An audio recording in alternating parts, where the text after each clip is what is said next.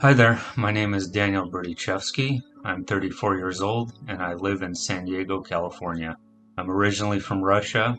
I grew up in New York City, Arizona, and California, and today I'm going to be sharing a near-death experience of mine. I was 19 years old and I had a medical condition of sorts where I was having very high blood pressure, very rapid heart rate, palpitations, things of that nature, and just general feelings of fatigue and dizziness and a general sense of being unwell. And after going to one of the best doctors in my area, actually, doing every test you can imagine, nothing came back to be really conclusive. So I was just put on one medication after another because for whatever reason, one would work for a while and then it would stop working. And this process would continue over the course of 5 or 6 medications. And so they didn't know what to do. This doctor, they were possibly considering getting a specialist or something, but they couldn't actually determine the root of what was causing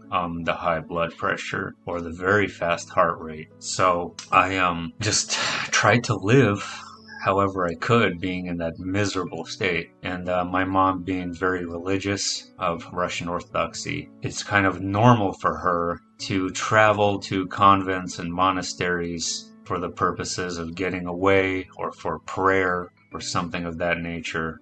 Because of my condition, she decided to take me along with her hundreds of miles away on the California-Oregon border in the hopes that I would get healed. She had people pray over me and things like that. So probably on the second or third day that I was there, it was about midday. I was feeling fatigued and worn out, so I had to go take a midday nap. And we had these tiny little rooms to ourselves. I went to go sleep in one of the rooms, and just laying down, not even 5 minutes go by, not asleep at all, just wide awake staring at the ceiling. I start feeling like I'm crawling out of my body. Like I start feeling just suddenly that I'm crawling out of my chest and I pull myself out. And when this is happening, I actually could hear my heartbeat and I could hear it slowly stopping until I heard the last beat. And approximately at that time, I just found myself on the ceiling staring down. When this was happening, it felt extremely real, extremely solid, extremely lucid, and fully conscious. And it was extremely confusing because I couldn't figure out who I was looking at. I literally didn't know that that was me. And it didn't even seem or feel abnormal to me that I was on the ceiling several feet in the air looking down. It just felt normal to me at that time for some reason. But I started to look around and I had my arms outstretched. They were light, but I could feel them and I could feel my legs too. I still felt like a body, but I noticed some very enhanced things. Like, for example, I could see 360 degrees all around me. And it's not even necessarily eyes. It's like more like I'm beaming my whole being all around me. And I noticed that I could see through the walls. And there was a bunch of monks praying at the church next door. And I looked through the wall to them. And not only did I hear the monks pray, I felt everything they were feeling. I felt the deep emotion. Like I felt like that they were really trying to get in touch with God. Like they were really, like truly, their heart was in the right place. Their intention was pure as to trying to see God in that meditative prayer state. And I just remember looking at that and feeling appreciative that they were so genuine. So I morphed kind of back into the ceiling, and that's when it hit me that on the bed, that was me. The moment that realization came, I shot through the ceiling and felt a sensation that I will never forget. Indescribable. I always like to use the analogy of it being like a roller coaster when you're going on that first drop, except kind of in reverse because this was upward. Vacuum cleaner just sucked up into the air, right through the wall, right through the ceiling, super fast. And I remember like almost trying to catch my breath, but I didn't need to breathe. I wasn't in a body, but I still felt like I was breathing kind of.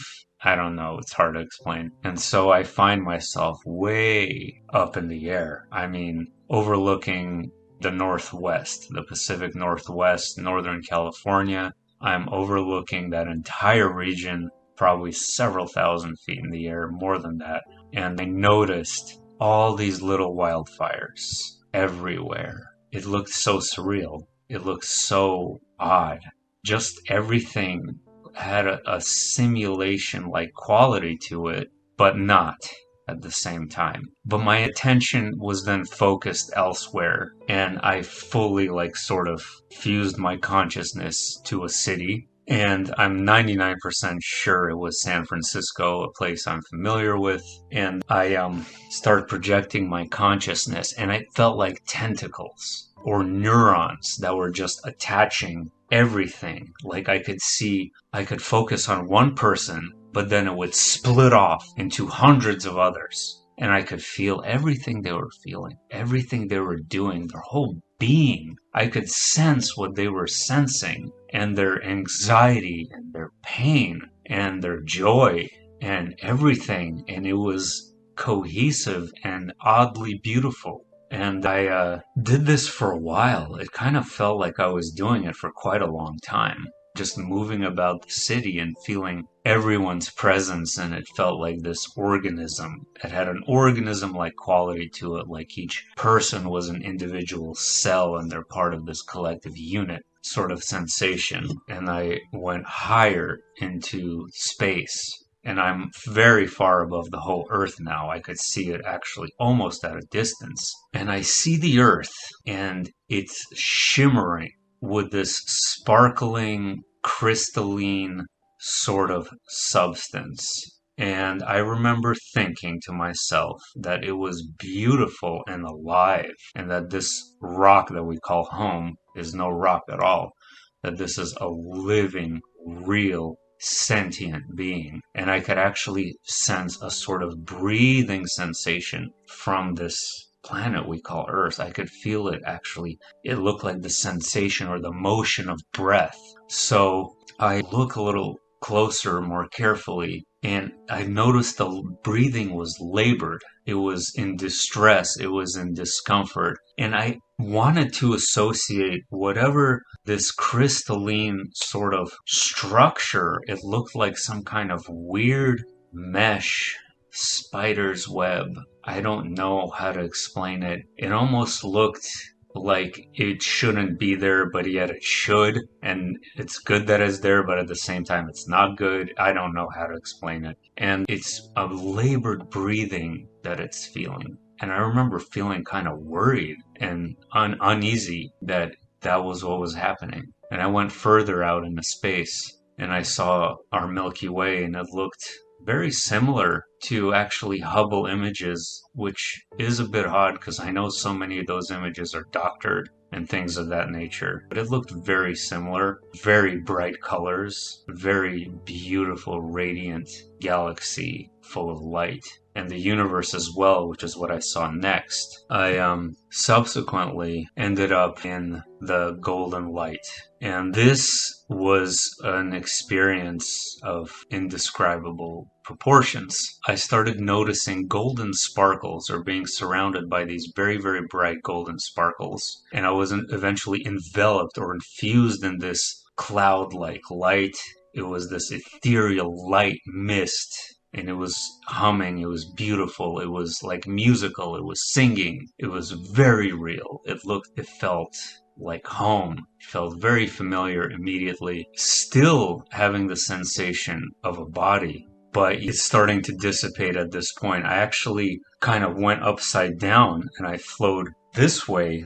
Because remember, I'm going backwards, sort of, but my consciousness could see all around. But then as I see the golden light, I sort of flip forward to observe the light, and no sense of a body anymore. It completely dissipated, and I became a form of consciousness. I remember distinctly I had a dark blue color, this radiant blue orb, very electrical, very alive, and it felt so pure to be in that condition. It felt so natural, so much more natural than being here. It was the most perfected kind of version of my character. At that moment, when I started facing the golden light, it felt like this existence on Earth was an absolute minuscule, tiny, irrelevant little speck, like just like you go in and you just like tap your toe in the water. That's it, and it's done. You don't jump in the ocean and swim around for days and days. No, this life felt like you just take your tiny little toe there, you dip it, and it's done. Like that, blink of an eye. Didn't care. Whatever that was, it felt like I was on Earth eons ago. Totally not relevant anymore. I felt this love from the light.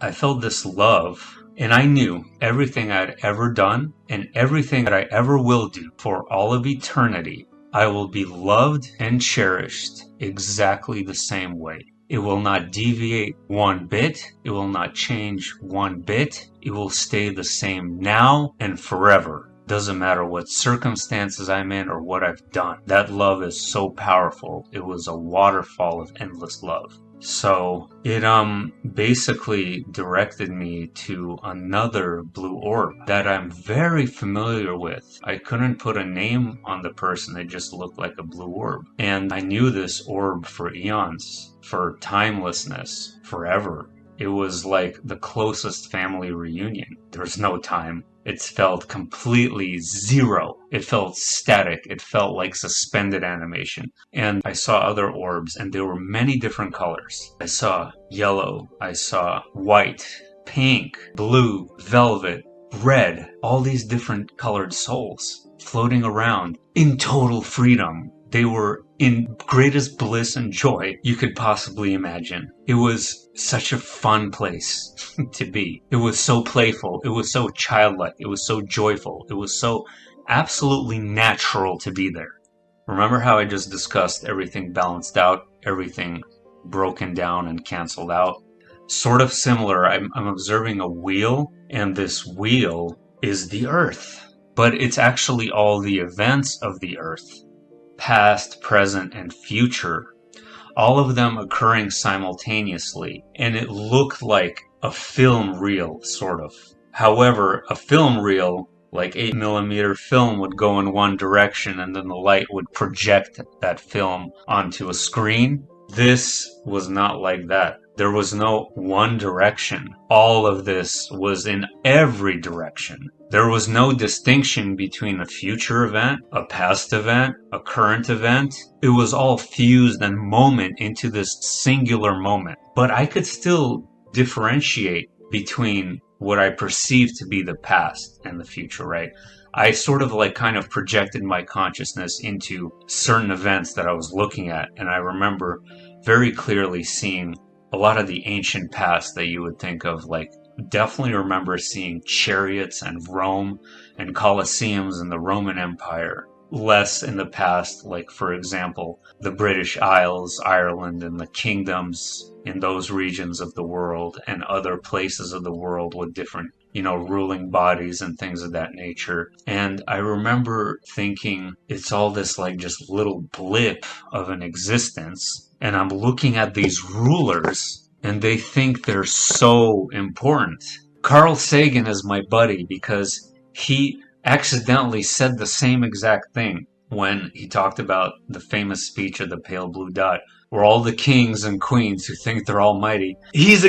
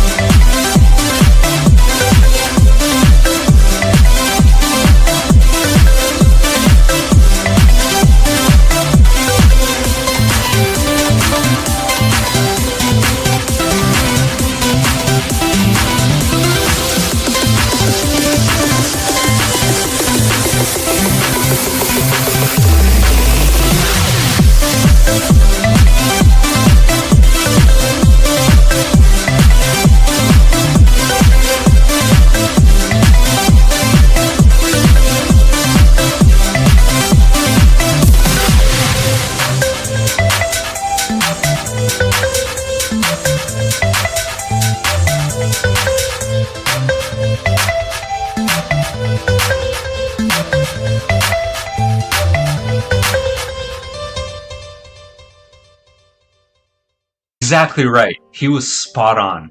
That's exactly what I saw. They're like, oh, they're so important? Give me a break. It felt like a joke. It's like, who are the kings and queens of our day? Is it presidents? No. It's Elon Musk and Jeff Bezos. Those are who we worship, really. I just remember seeing all these events play out on this wheel and no memory of the future. When I came back, I know I remembered it then. And funny thing is, I've always been obsessed with trying to discover the future ever since then.